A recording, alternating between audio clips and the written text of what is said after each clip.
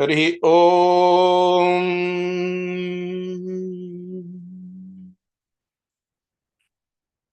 Om Gananam Tva Ganapatigum Havamahe Kavyo Kavinam Upamashravastamam Jyeshtarajam Brahmanam Brahmanaspatha Anashunmanno Diviseda Sadhanam Om Mahaganapataye Namaha Prano Devi Saraswati Vajebirvajinivati Dinama Mitrayavadho Ganeshaya Namaha Saraswatyai Namaha Shri Gurubhyo Namaha Harihi Om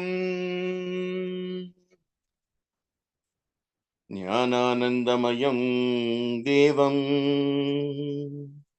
Nirmalar Spatikhatrudhim Adharam Sarva Vidyanam Hayagrivam Upasmahe Yasyad Virada Vakradhyaya Parishatya Parashatham Vignam Nignam Ti Satatham Vishwashremam Tamashraye Gurur Brahma Gurur Vishnu Gurur Devo Maheshwaraha Gurur Sakshat Parabrahma Tasmai Shri Gurave Namaha Gurave Sarvalokanam Visaje Bhavaroginaha Nidaye Sarva Vidyanam Sri Dakshinamurthaye Namaha Om Sahana Bhavatu Sahano Bhunaktu Sahavityam Karavavahai Tejasvinhavati Tamastu Ma Vidvishavahai Om Shanti Shanti Shanti Om Partaya Pratibodhitham Bhagavatha Narayanena Swayam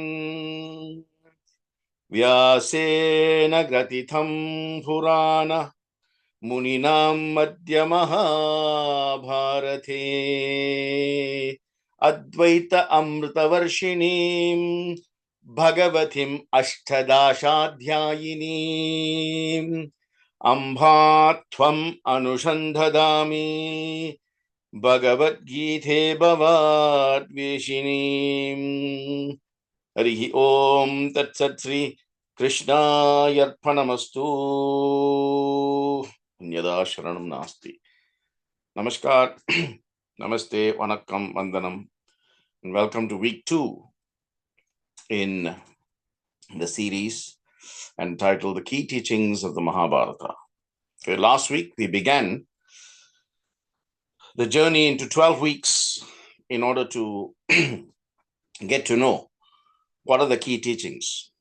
You see, in every story there's a lesson, right? So if you're only interested in the story, you miss the lesson. If you get the lesson, then the story is immaterial because you've got the lesson, and that lesson needs to be practicalized and inculcated into your daily life or applied into your daily life. So the way you live after you beget the lesson must change from the way you lived before you got the lesson. Okay, so before, during, and after, there must be a position of change. There must be some form of transformation that is taking shape, that is taking place, right? As a result of you getting this knowledge or being, inducted into this knowledge. So last week I gave you sort of an introduction into the Mahabharata by talking to you about, its inception, its timeline, who the narrator was, who the seer was, who the rishi was, and some of the storylines, right? Without going into any depth. So this is week 2, and today I want to talk to you about some of the key characters in Mahabharata and the concept of weapons, that's what we're looking at this week. And then from next week onwards, for the next 8 or 9 weeks, we are looking at, each week we'll look at one character and the weapons that character or the group used in order to fight in the battle in Mahabharata. So what does that teach us? What do we learn from that?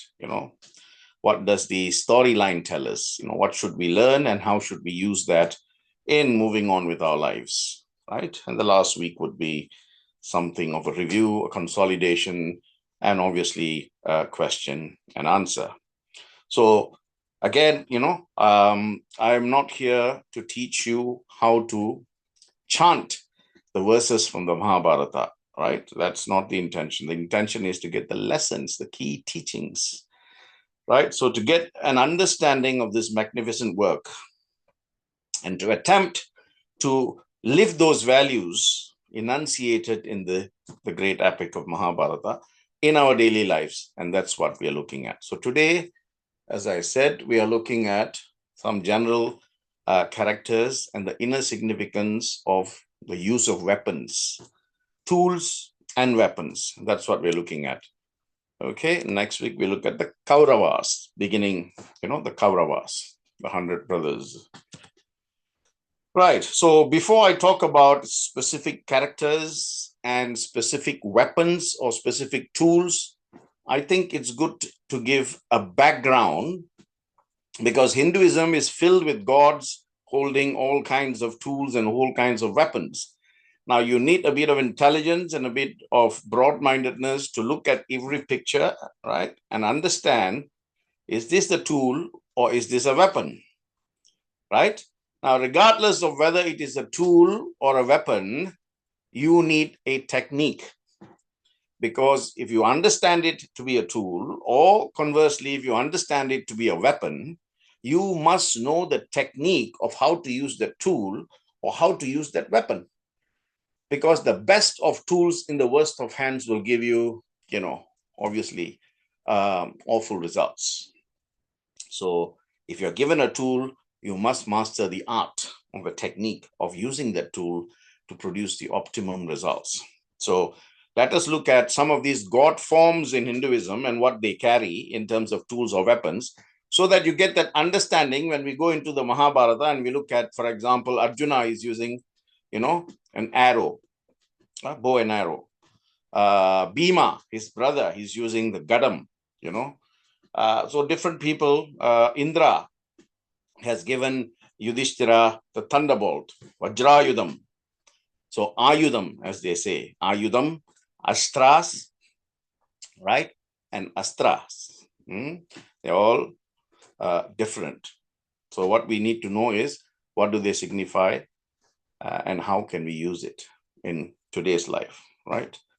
The battles are always between the positive energy and negative energy. So again, I'll be telling you what is positive, what is negative in your day-to-day life, right?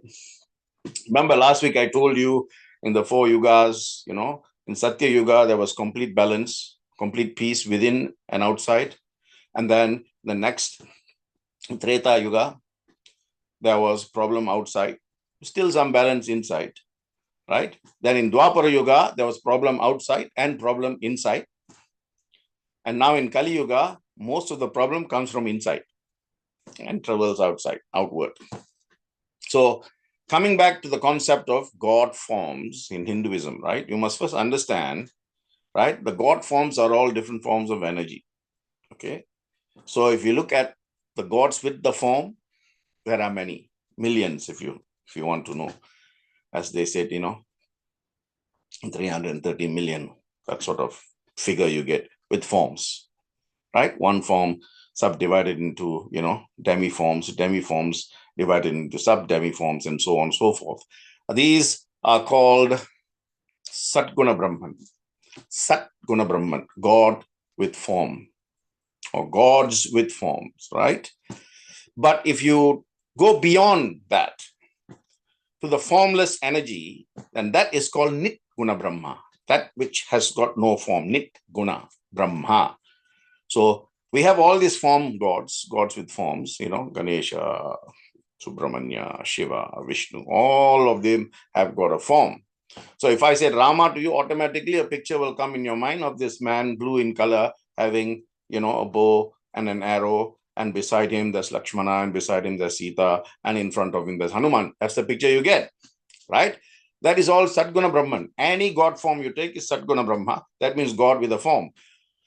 The purpose of your life, if you want to venture into a journey of spiritualism and you want to become, a jnani, you want to become one who uses knowledge to get his, liberation, mukti, or moksha, if you like, or to achieve, the state of ananda, nityananda, nitya means continuous, ananda means bliss. So if you want to be in a state of continuous bliss, you must awaken your jnana or wisdom, right?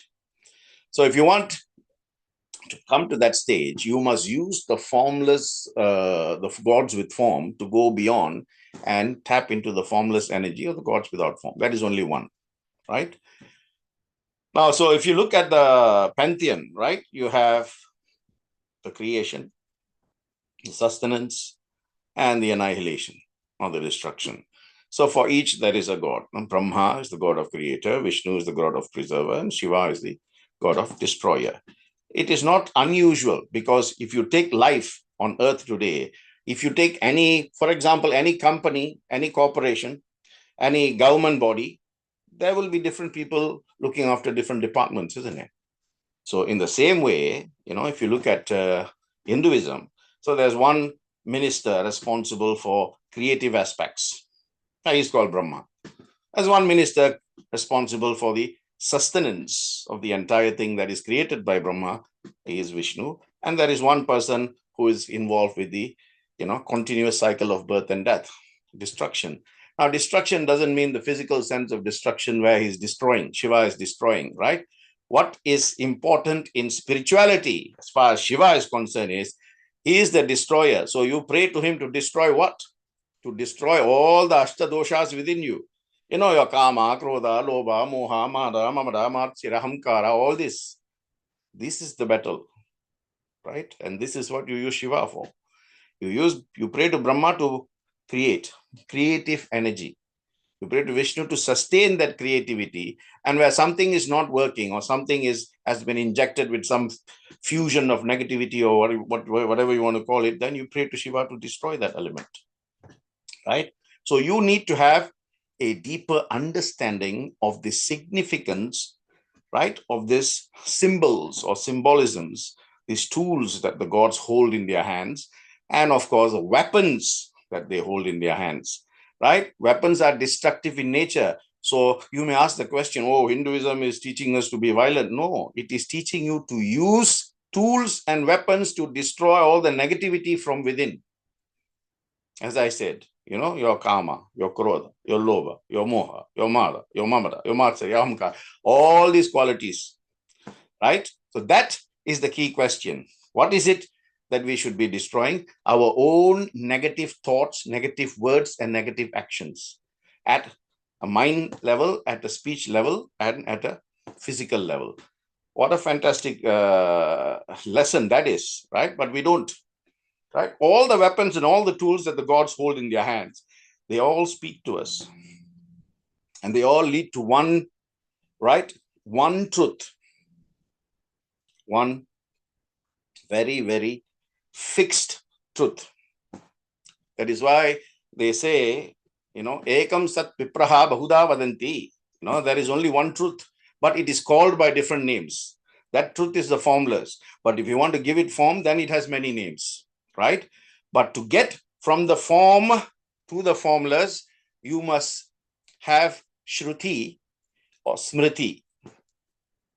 Listening power, Shravanam, Smriti, power of visuals, and using them both, the power of sustenance, Nitya Smaranam. Then you can go forward in your life, right? And you need these tools. You need these tools. Therefore, you must develop the technique to use these tools. And I'm coming to the tools shortly, to fight the internal war that is within you. The war against anger, the war against jealousy, the war against greed, the war against desire. All this, that is what you use these tools for, right? So all our gods, right? Well, whoever you take, and I'll be going through some of the main gods that most of you would be familiar with, right? Even asuras have got tools and weapons. So whether it is a god or an asura, what are they teaching us? They're teaching us how to use the tools, not to fight and kill, but to go within and fight and kill the demons, the asuras inside of us, right? We need to master the technique of using these tools and techniques. So before I talk about the key characters in the Mahabharata, let me talk to you about our god forms, just so that you get an understanding, right? This is a precursor, right, to the characters in the Mahabharata. One of the main things you will see in all our god forms, whether it's Ganesha or Shiva or Vishnu or Krishna, right, or Durga, Saraswati, Lakshmi, they have 4 hands. It's called Chaturbaham. Chaturbuja, right? Now, what do these 4 arms represent? It doesn't mean that there is a creature out there walking with 4 arms with an elephant head. It is a form that has been given to represent a significant, awakening of your intelligence, right? So the 4 arms, whenever you see God forms with 4 arms, right, you must reflect on the Chaturveda, the 4 Vedas, Rig Veda, Yajur Veda, Sama Veda, Adharvana Veda. And of course, you know that Gita is often referred to as the 5th Veda, Bhagavad Gita. Gita is a direct result of the Mahabharata, the war in Kurukshetra, right? Chatur Veda, 4 arms represent that. 4 arms represent the 4 Purusharthas, Dharma, Artha, Kama, Moksha. Dharma and Artha together, Kama and Moksha together, right? You must get everything you have that is yours through dharmic means, Dharma, Artha. Only when you control your Kama, your desire or lust, can you get Moksha. Therefore, Dharma, Artha, Kama, Moksha. Chatur Yoga or the Chaturpada, that means the 4 paths that Krishna has given in the Bhagavad Gita, in Mahabharata: Bhakti Yoga, Jnana Yoga, Karma Yoga, and Dhyana Yoga. And sometimes Dhyana Yoga is also referred to as Raja Yoga, so that you're not confused, right? So the 4 paths, also represented by the 4 arms. Then you have the Chatur Yuga, and I spoke about this last week: Satya Yuga, Treta Yuga, Dwapara Yuga, and Kali Yuga. Then you have the Chatur Ashramas, that the great Bhagavad Gita, and my divine guru Adi Shankara says, you first have the Brahmacharya Ashram, then you have the Grihastha Ashram, then you have the Vanapratishtha Ashram, and then finally the Sannyasa. So you have 4 ashramas. Then you have the Chatur Yajnas: Brahma Yajna, Pitru Yajna, Deva Yajna, and Bhuta Yajnas. Different types of Yajnas, right? Yajnas is the big version of Homa or Havan, which is a smaller version, right? Then, of course, most of you who follow, who are a bit more religious, you might be conversant with the concept of Chaturmasya.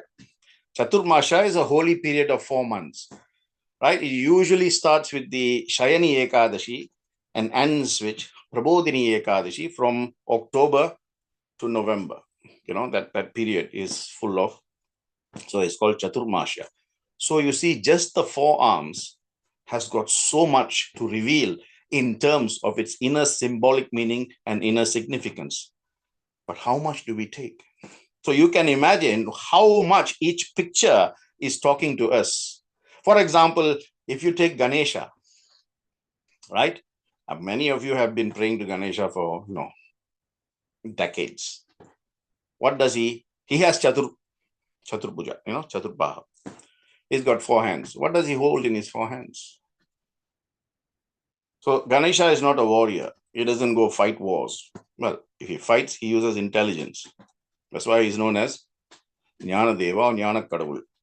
Okay. Now, hence the broad-minded head of the elephant is broad-mindedness, right? This viveka, discrimination, to beat or defeat his enemy. So similarly, when we pray to Ganesha, we should ask for intelligence to defeat our enemies. Elephant head represents wisdom, knowledge, and intelligence, right? So that's a tool. But in his two arms, he holds one is called, the Ankusha. Ankusha is the goad, G-O-A-D, that elephant herdsmen use to prod the elephant. It is to tell the elephant, go straight, veer right, veer left, that sort of thing. And then he has, on the other hand, he has something called rope of love, Pashak Kail. So when you pray to Ganesha, the tool that he's holding, you should say, give me the intelligence to use this tool to guide me in the right direction. But if I get pulled away by desires and distractions, then use your rope of love to bring me back to the path of Dharma. Just to give you two examples of what tools Ganesha holds. I mean, there are many things, I can spend one whole 2 hours just talking about Ganesha. But just to give you an idea of what tools certain gods hold, I have touched on Ganesha. Next, if I ask you about Brahma, what tools does Brahma have in his hands? Well, Brahma has 4 heads. The 4 heads represent, the 4 Vedas, the 4 Yugas, the 4 Yagas, the 4 Yajnas, the 4, all that. And it also looks at the 4 directions, right? 4 directions, north, east, south, west. And then, of course, in the Hindu Sampradaya, you have something called the Ashtadik Balakas, right? That means the primordial gods of direction. So you have, the direction of north, south is Yama, north is Indra, northeast is Kubera, like that. Yama, Nirudati, Yama, then, Varuna, Vayu, like that. You have Indra and you have Ishvara, like that, all guarding the directions. So the 4 heads represent the 4 directions. It doesn't matter which direction you are, you can reach godhood if you use knowledge, right? He holds in his hand, he holds the Vedas, the scriptures. So that is, again, you can use the Vedas to reach path of Jnana Marga. The water pot symbols is symbolic of life. Life begins in water and life also ends, a lot of ceremony using water. So lotus flower represents the what you call the blossoming of intelligence. So it symbolizes wisdom, right? And of course, lotus on water, he holds water as well. Your whole body, 70% of your body is water. And therefore, what you should nurture is you should blossom. And if you look at lotus, they blossom out of the muddiest or dirtiest waters, but they blossom out beautifully, standing completely, distinctly from everything else. So in life, although, it's no defense for you to say, but, brother, I'm surrounded by all kinds of negative people and all kinds of negativity. Well, lotus, it is surrounded by all kinds of dirt and rubbish in the lake or the pond, but yet it blossoms beautifully and stands out beauty. You look at the filthy lake, but you see the most beautiful blossomed lily or whatever. And that is what it means, right? Lotus means the blossoming of intelligence or the blossoming of wisdom. If you take Vishnu, most famous thing he has is, well, 3 things, right? He has both a weapon and a tools, right? For example, he holds in his left hand, he's also got 4 hands, and I told you what the meaning of 4 hands is. He holds in his left hand, the bottom, and he holds a gadam. Gadam represents power and strength. Power is intelligence, strength is courage, right? Conch shell, Chang Chakra. Sang is the conch shell of creation, sound of beginning and the sound of end, right? Nada Brahman and Shabda Brahman, conch shell. And of course, he has the Sudarshana Chakra. Sudarshana Chakra, as you know, is a disc that continuously spins. This is a cycle, unending cycle of birth and death. But in our case, it is a weapon that can be used to cut through, it's so sharp, it can cut through anything. But we should use this to cut through our own ignorance and delusion.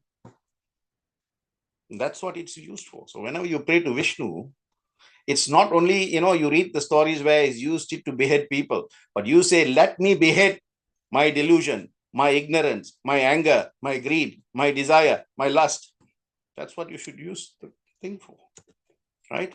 Lord Shiva, again, some tools are there and some weapons are there. His trident, Trishula, Trishuladhari, Trinetradhari, Gangadhari, Chandrasekhara, all these names have a meaning. He's got a crescent on his head. He's got matted locks from which the Ganga flows, right? Gangadhari. Trishuladhari, that means he holds the Trishul. Trishul represents the three Murtis, Brahma, Vishnu, Shiva, past, present, future, Satyaguna, Tamasguna, and Rajoguna. So you use it to quell all the things that is stopping you from progressing, right? Drum symbolizes the sound of creation, which is the heartbeat of the universe, right? The snakes represent Prakriti Shakti, right?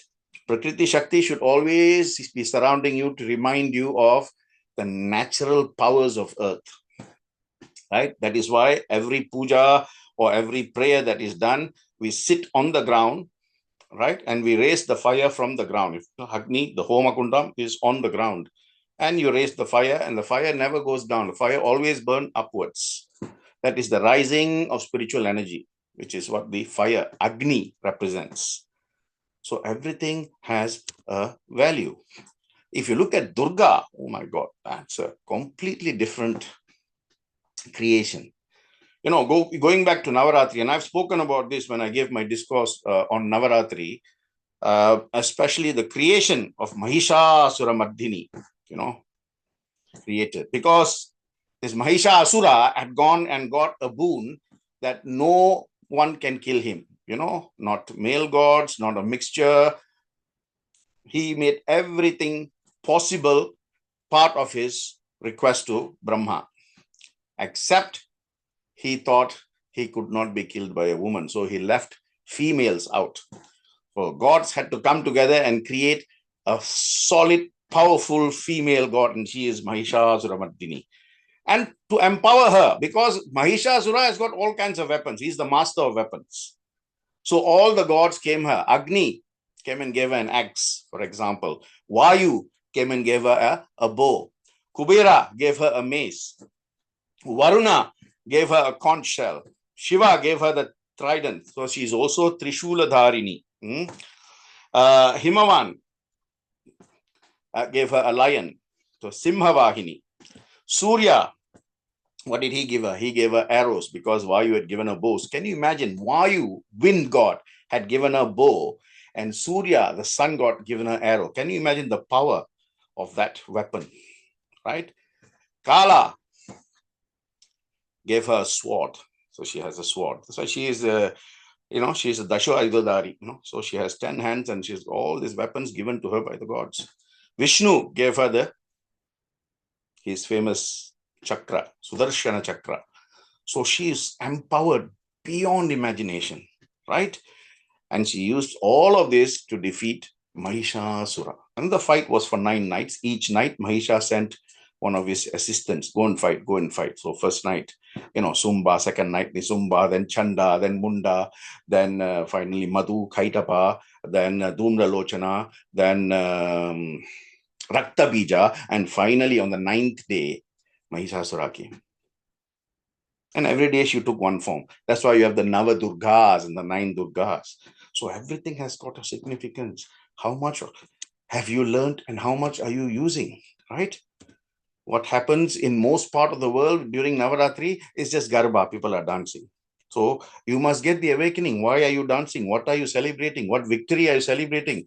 Durga danced on the 10th day, Vijaya Dashami or Dashera, right? The 10th day of victory, Vijaya Dashami, victory on the 10th day. She danced because she defeated the greatest demon of all time, which is Mahishasura. So the victory was dancing around the fire. The fire is Agnya, Agni, which is Jnana, knowledge. So she had a reason to dance. Today, people are dancing in Garbas. What are they celebrating?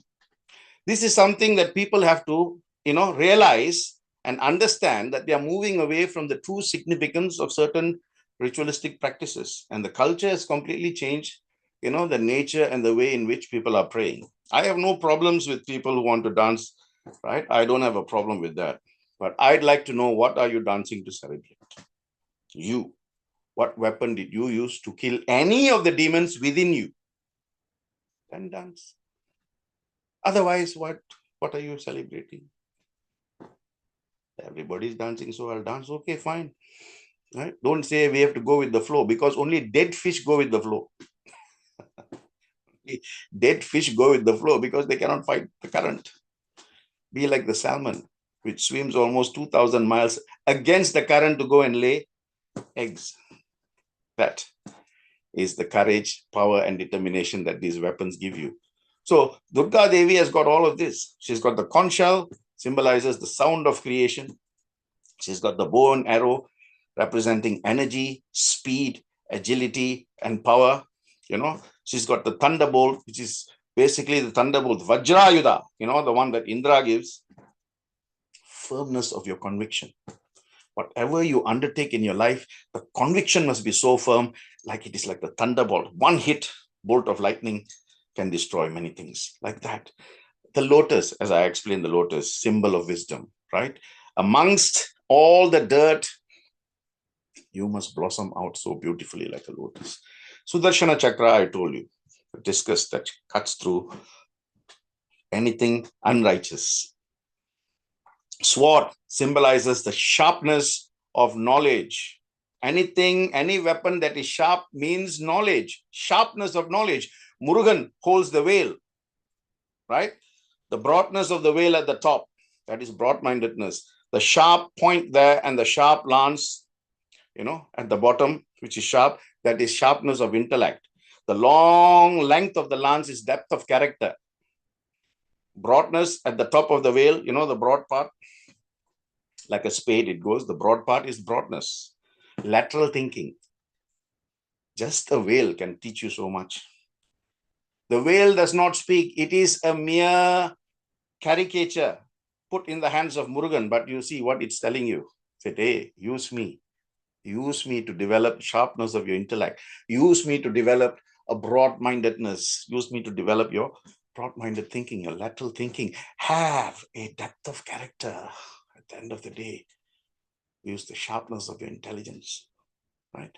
Trishul, I told you, physical, three sharp points. Physical, mental, and spiritual suffering you can use to alleviate by using the Mahalakshmi. She has got 4 arms. I told you what the 4 arms is.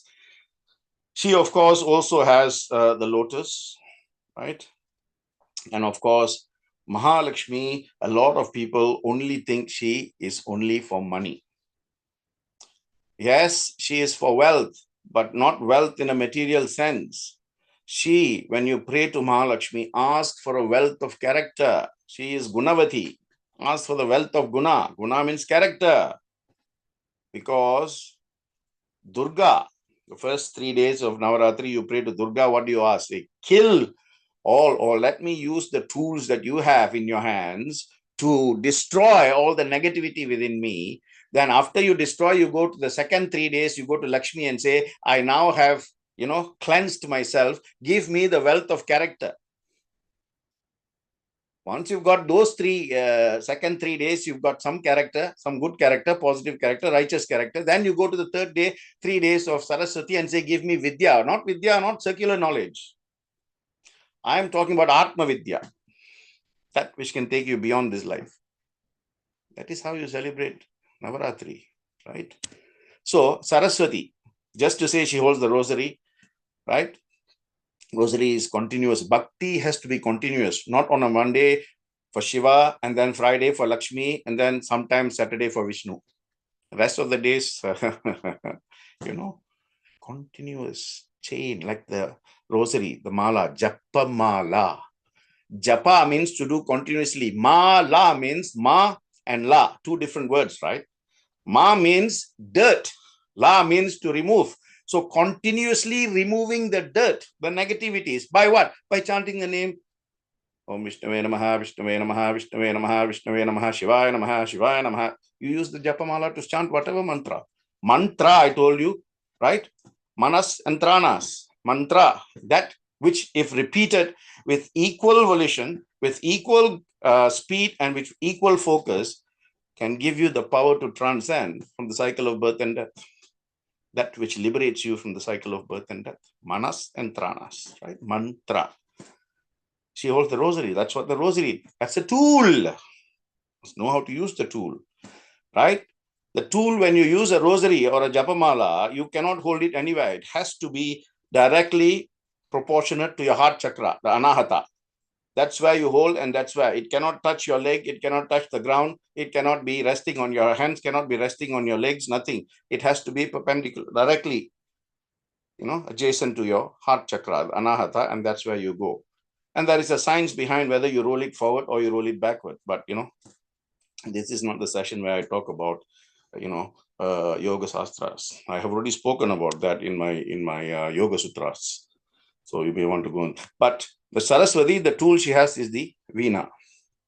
If you look at veena players all over the world, right, whether they are just learning veena or they are, people who can play the veena well, or masters, supreme masters, they will never play the veena before first tuning it. And after each song, they will tune the veena before they play it. What does that tell you? When you see the veena on Saraswati's hand, your prayer should be, take me in your hands and tune me to perfection. Then play me as you would. I mean, what a fantastic lesson is that, right? But no, we teach our children to play the veena. Must learn how to play the veena, must learn how to play the violin, but you're missing the main significance, right? Play the veena. Beautiful. The two greatest veena players are Agastya and Ravana. Right? There was a match between them. And I think when I spoke about Ramayana, I said this. I narrated this story to you. So, the greatest veena is called Ravana veena. And there are other god forms in Hinduism. Rama, bow and arrow. Krishna, as you know, Sudarshana Chakra. Hanuman, Gadam. Indra has got Vajrayudha. Agni, of course, fire god. Vayu, wind. Varuna, water, like that. They all have got tools. They all have got weapons. But, let's now go into the key characters and their weapons. The Ayudas, Astras. Ayudas sometimes are referred to as Shastras. Shastras. And from Shastras comes Astras. Okay. Ayudas can be used by anyone. For example, if you take an axe, with no knowledge, you can break a piece of wood, you can cut a piece of wood with an axe. But a skilled woodcutter will also use the same axe, perhaps to do the same thing, but with different degrees of, skill and results. It is Ayudas or Shastras. Anything can be used by anyone, right? Ayudas can be used by anything or anyone. But Astras can only be used by the people who have been gifted and initiated into the use of that specific astras. It's highly exclusive, highly selective as to who can use this, because it is a gift from the gods, right? It's Deva Prasad. So certain people have been given with certain things. For example, Dronacharya, Parashurama, of course, one of these 6 incarnations of Lord Vishnu, Arjuna, like that, Karna, all this, I'll be talking about them shortly, right? But I want to talk to you about astras first, right? Like an axe is an ayuda, anybody can use. But an astra can only be used by those who are initiated and those who've been gifted with it. An astra is a weapon that does not exist in a physical form. Ayuda is a weapon that exists in a physical form. So you can see people carrying, spear, lance, bow, arrow, right? Those are all ayudas, those astras. But astra, you will not see it in a physical form. Just for example, if I use the Brahmastra, you cannot see. It doesn't have any shape or form. Purely by invocation of a mantra, the god that presides in the Brahmastra will take shape in a form that is required to do the destruction that is desired. There you go. Because astras are celestial weapons.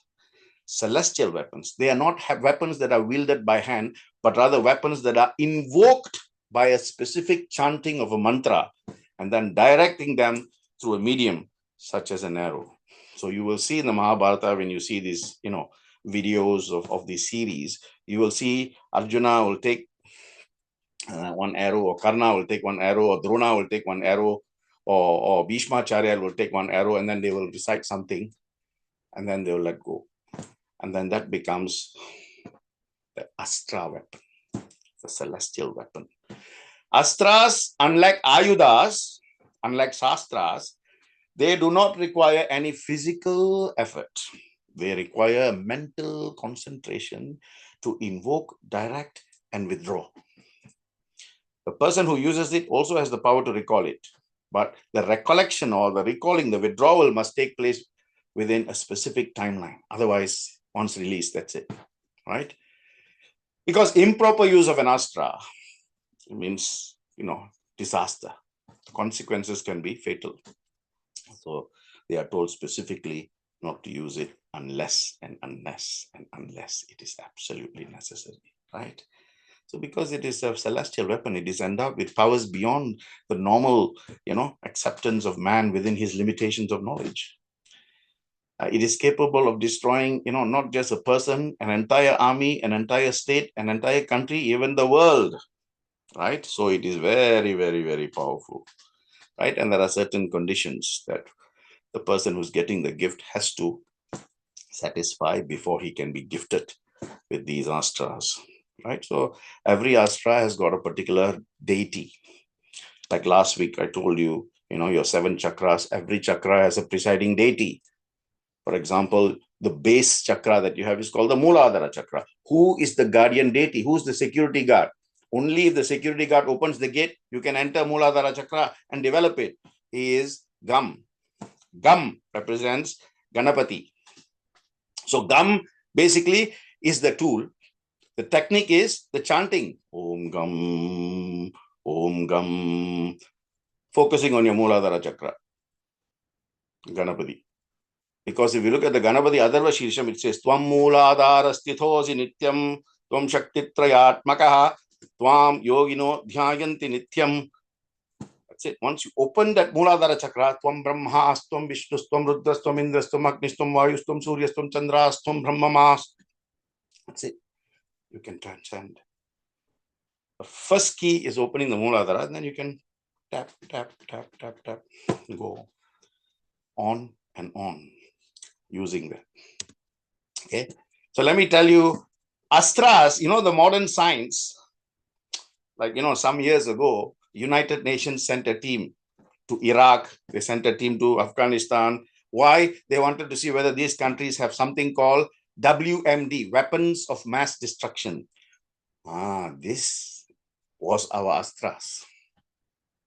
Astras, according to Hindu science, Hinduism science, you see Ramayana, you see Mahabharata, you see the wars that have happened. This is Ithihasas. Ramayana and Mahabharata are both called Ithihasas. Ithihasam, that means this is actually what happened then. Ithihasam, right? That means they actually happened, yes.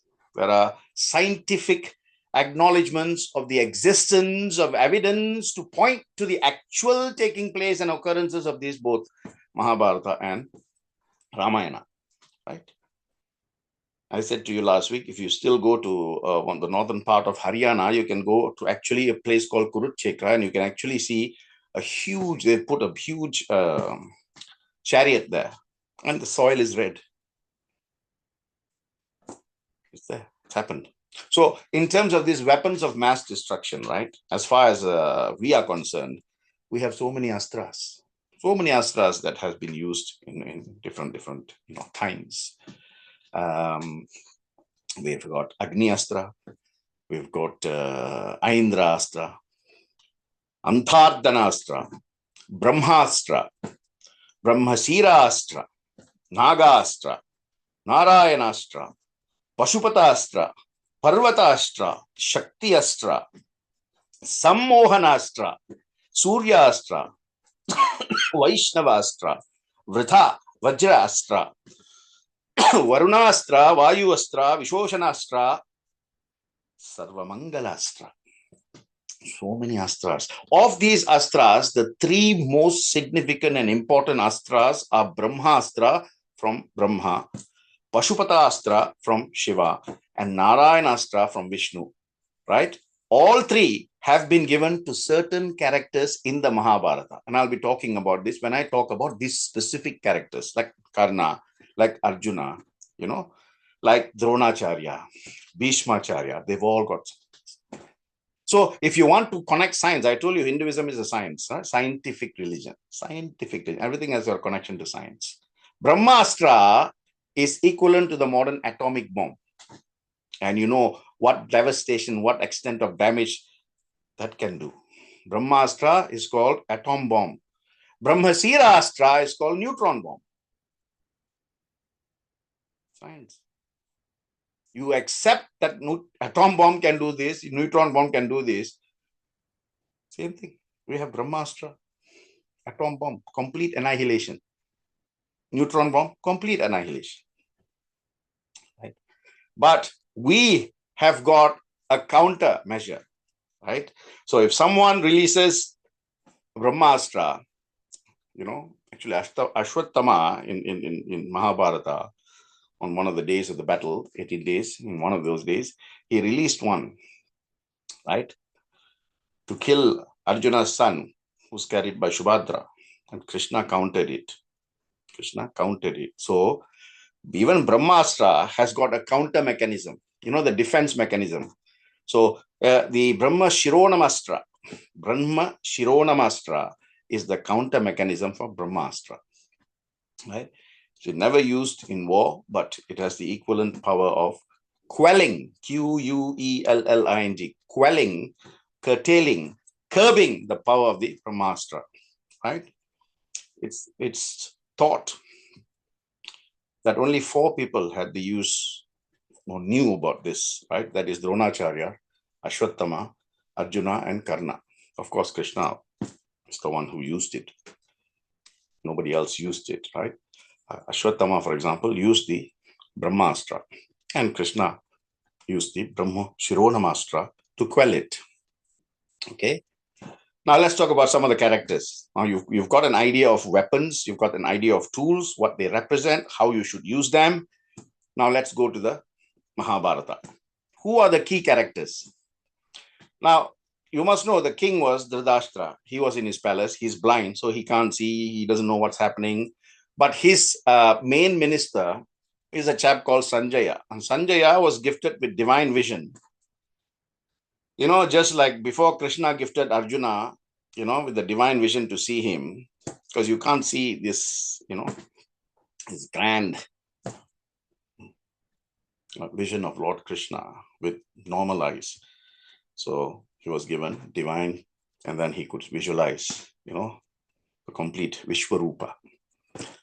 In the same way, Krishna gifted Sanjaya divine vision. So Sanjaya from the palace, sitting beside Dhritarashtra, can see actually what's happening in the battle and can tell him. See, what is the significance here is, if you have been adharmic, even though you are not participating in the main events to which you have participated, perhaps in the discussion that's leading to the actual war or to the actual, disturbance, the unfairness and all of that, somehow you'll get the news. But that is the significance of Dhritarashtra being told what is happening in the battlefield, and daily being told, one of your sons have died. Now 10 of your sons have died, 15 of your sons have died. So it is to invoke a feeling of remorse, saying, oh my God, what have I done? Because acceptance is the first stage of awakening. So Bhagavad Gita, chapter 1, verse 1 begins with this. Dhritarashtra is saying. So if you listen to the, the chanting of the Mahabharata, or even this Vishnu Sahasranama, right?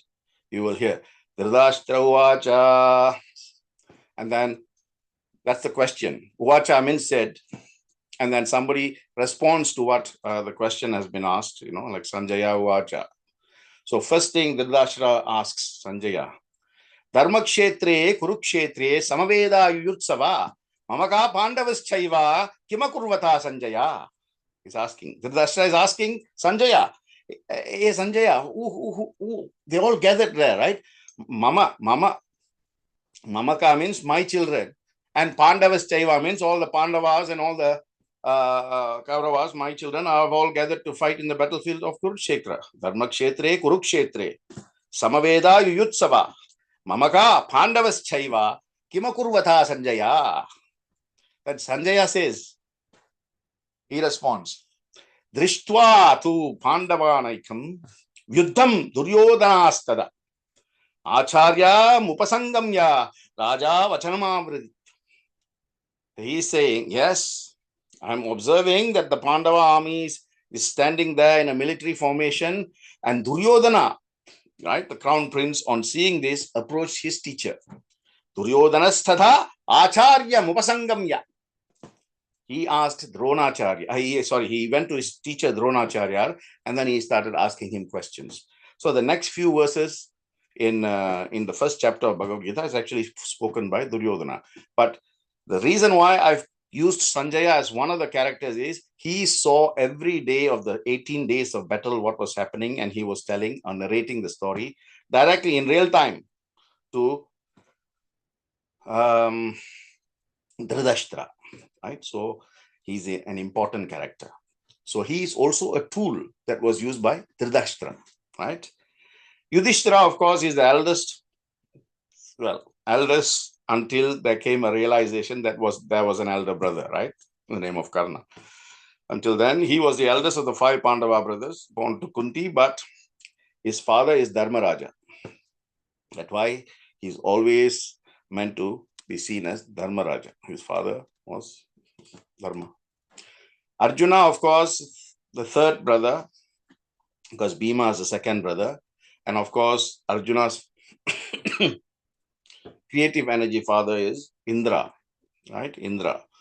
And that is why he is known as one of the best archers in the world. And there's been lots of, conflicts or acceptance, or the difficulty in accepting whether, is Karna a better archer, or is Arjuna a better archer. But, there comes a time when I talk about Arjuna, I'll also be talking about Ekalavya, right? And I'll be talking to you about the significance of his skills. And perhaps he would have been the best archer in Mahabharata, if not for Dronacharya's request for his thumb, right thumb. Without the thumb, you can never shoot a bow or shoot an arrow using a bow, right? Duryodhana. So we got, of course, we've got the Pandava brothers, which is Yudhishthira. Then second is Bhima. His father is Wind, Vayu. That's why Bhima and Hanuman are known as brothers, because they share Vayu. Hanuman is known as Vayu Putra. Bhima is also known as Vayu Putra. And Bhima, of course, is famous for being brash and violent, right? That's why he was very hated by Duryodhana. And Duryodhana made many attempts to kill him, separately from wanting to kill the 5 Pandava brothers, since they were very young. So Yudhishthira, Bhima, Arjuna, and then the 2 sons of the Ashwini brothers, Ashwini stars, right? Nakula and Sahadeva. Right? And they were into medicine and, that sort of, what do you call?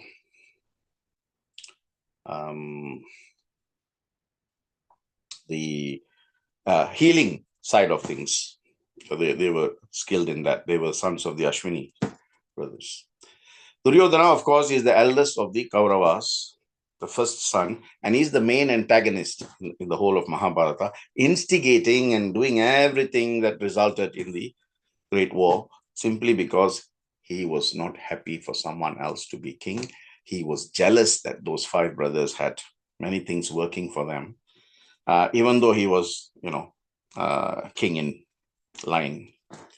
And of course, Krishna. Krishna is the mortal incarnation, and Krishna was the 8th incarnation in Vishnu's line of, Dashavataram, right? So the difference, and I mentioned this many times, and I've spoken about this when I did the Ramayana series. It's all there in the YouTube channels if you want to go and see. I've said Rama was born without the knowledge that he was God. So he was just a common man. Because that is the power of Ravana's gift. He said, I cannot be killed by any god whether male, female, mix, half male, half female, half animal, in any equation. But he left out the common man in his line of what he should be protected against. Therefore, the seventh avatar, Rama, has to be born as a normal man. But he was given so many others who had, right? You go and listen to my first introduction to the Ramayana, where I have said who are the characters that have come to help Rama, right? So being the incarnation of Vishnu, he was Rama. So who was Lakshmana? Who was Bharata? Who was Shatraguna? Like that. Who was, Hanuman? Who was, Sita? And all those other characters. All those have got inner significance. So Krishna, although he was God incarnate, he never sided the Pandavas. He never sided the Kauravas. He gave them all the options and told them to make the choice. So he said, I will not participate in the war. I will not lift any arms. So either you can have me, I'll just drive your chariot, or you can have my, 16 million solid Shaukanya army. Of course, who do you think Duryodhana chose? He chose the army. And Arjuna said, if I have you driving my chariot, what do I fear? And that's why Krishna said, he takes an incarnation whenever there is a decline in righteousness. And the Mahabharata, the war, was all about a decline in righteousness. So he says, Yada yada hi dharmasya glahinit bhavati bharata abhyutthanam dharmasya tatatmanam sajamyaham paritranaya sadhuna vinashaya chatuskridham dharma samsthapanarthaya sambhavami yuge yuge. He says, whenever there is a decline of dharma, I will incarnate from age to age to re-establish dharma. So, clear enough? He's been born to do that. Dhritarashtra, the father of the Kauravas, right? 10 children, wife Gandhari, right? He was born blind, but given his blindness as a symbol. Today we have got sight, but sometimes we are blind. How are we blind? We are blind in our thoughts. We are blind in the words that we use. And we are certainly blind in the way in which we act, the physical acts. Blind towards what? Towards attachment. Blind towards what? Towards desire. Blind towards what? Towards envy. Dhritarashtra is that. When I speak about him, in one of the weeks to come, I'll be talking to you.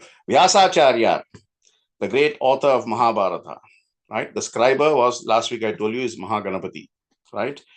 And of course, Vaishampanaya is the student, the main disciple, Shishya of Vyasa. So he is known as the main storyteller post-creation. So he's also part and parcel of the entire Mahabharata, although he didn't fight, but he created that 100 brothers, Kauravas, 101 if you add the sister, right? Bhishmacharya, or Pitama, the son of Ganga. That's why he's called Gangeya, right? The oldest in the Kuru lineage, and one of the most formidable commanders of the Kaurava army. But whether his actions were dharmic or adharmic, that we will see when we do him in week 4 or 5 or something like that.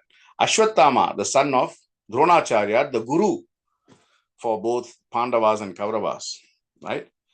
Dronacharya was actually very, very poor, and Ashwatthama had a very, very poor life. He didn't even have proper clothes to wear. So when Drona was offered the chance to become the guru for the Kauravas and the Pandavas, his lifestyle changed, and he wanted to give his son the very best at any cost. So what happens? Slowly, that attachment, that partiality took over his sense of dharma. And of course, he was willing to do anything for his son, even if it meant treading the adharmic path. And that, of course, brings you down at the end of the day, right? So Ashwatthama and Drona were collectively on the same side of the Kaurava army. Then we have Karna. Karna's tale is very tragic, actually. He's a wonderful, wonderful character, and he's got all the dharmic qualities. But because he sided with Duryodhana, the adharmic side came and overtook. But because of the dharma that he was doing, there was some balance. you know. And of course, he had a specific chat with Krishna, just before his passing. And Krishna actually told him, you are actually this, and so on and so forth. And when I do Karna, I'll go into more depth. Draupadi also is very much a frontal character, although she doesn't participate in the war. The part where she actually participates in the war is the day, Bhima kills Dushasan. Dushasana is the second brother, second in the Kaurava brothers. After Duryodhana was Dushasan. Dushasan was the most favorite of Duryodhana. And Dushasan will do anything his elder brother says. So he was the main one who pulled Draupadi into the court, on the day of the Pandavas lost their kingdom and lost everything. And he's the one who said, now that she's our maid, she's our servant, she's our dasi, please disrobe her. And Dushasan, and that's when Bhima took the oath. He says to revenge this act of yours. I will do certain things the day I kill you. So that's the day Draupadi came and he was killed. And she was anointed with the blood from Dushasan, right? That's a storyline, right? But there is a specific lesson to get from that as well. And I'll talk to you when I do Bhima. Abhimanyu, the son of Arjuna and Subhadra, right? Despite his youth, he is the only one who, during birth, he was inside the stomach when Arjuna taught him the Chakravida, the Chakravida, that formation of a defense mechanism that only he knew. And he was born with the knowledge because Arjuna instructed him when he was being carried by his mother in the womb. So the lesson there is, the moment there is a life in the stomach, you can teach that life things purely by Shruti, right? So it's a fantastic science. So Abhimanyu is there, and we'll talk about Abhimanyu when I talk about Arjuna and when I talk about Karna and when I talk about Duryodhana, because they all got together, the Kaurava side, Dronacharya, in order to kill him. Vidura, the brother, half brother of Dhritarashtra and Pandu, he is a very, very balanced, sattvic character, right? If you take the three brothers, Pandu, Dhritarashtra, and Vidura is sattvic. Dhritarashtra is rajasic. And Pandu is tamasic, like that, three qualities. Okay. So he never took part in the war, but he always sided side of Dharma. He always did the right thing, which is why most of the time he was ignored, right? And then we have the great conspirer, Shakuni. Shakuni is a big character, and he was not gifted with any astras, obviously. Astras, I said to you, only selected few. Arjuna, Karna, Drona, Bhishma, Ashwatthama, because Dronacharya taught him that. Shakuni represents danger. Whenever you get close to danger, you will have to face the consequences. Shakuni is a danger. He is Maya, illusion, attachment. He brings you in and he ropes you in and he destroys you. Then there's another character. Perhaps when I talk about Ghatotkacha, I'll be talking to you about, in the context of Bhima, Bhima's son. He's a half Rakshasa son of Bhima. When in the forest, Bhima actually fought a demon, and then, he married, for the sake of Dharma, if you like, he killed the demon, and then the demoness, he married her, called Hidimba, and the son is called Ghatotkacha, right? So don't focus on the story, focus on the significance, right? Okay. Anyway, this happens so that when the time of the Mahabharata war comes, Ghatotkacha can come and help the Pandavas to destroy a massive part of the army, and then he dies. So he had to be created in a certain way so that his use comes in later in the war, right? Then we have somebody called Shikandini. Shikandini is the child of Drupada, right? And she actually came to avenge, what's his name? Bhishmacharya, something that he did, going back to the marriage of what you call Dhritarashtra, Ambalika. So she was a reincarnation, Shikandini, and she did say, I will be the one who comes to kill you at the end of the day. Right? And she actually played a role. Shikandini means whatever happens, the firmness of the conviction of this person who then reincarnated as Shikandini and came at a specific time to kill the person. That means the firmness of the conviction is undying, continuous. It never ends. So much so that it is one of the names of, Lord Muruga in one of his 108 Ashtotaras. I think it is 80 something, if I'm not mistaken, it's 85 or 86, where it says, Om Shri Shikandi Kritaketana Yanamaha. That means Shikandi Kritaketana Yanamaha means one whose firm conviction is undying, right? Or praise be to thee. Shikandi also means another name for peacock. So whichever way you take it, there is some relevance, right? Nakula and Sahadeva, the youngest of the twin brothers, and as I said, they were skilled swordsmen, and they were also learned in the art of medicine and the, Ayurveda. That's the word I was looking for earlier, Ayurveda. Then we have another character called Jayadratha. Jayadratha is the one who married Duryodhana's sister, the only female among the 100 brothers, right? He married her, and then he was also playing a part in the war, and at some point, Arjuna kills him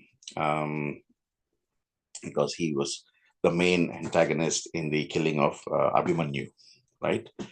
Then you have Drishtadumna, who is the brother of Draupadi and the son of, Drupada.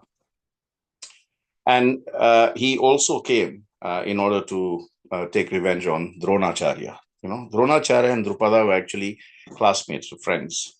Their fathers were friends. But Drupada was on the side of Dharma, and obviously Dronacharya fell into a dharmic path, and therefore it led. But Drishtadumna is the one who actually finally kills Drona. Now here I want to talk about Balarama, who's known to be Krishna's elder brother. He is actually the guru for Duryodhana, who taught him the Vajrayudha, not Vajrayudha, sorry, the Gadayudham.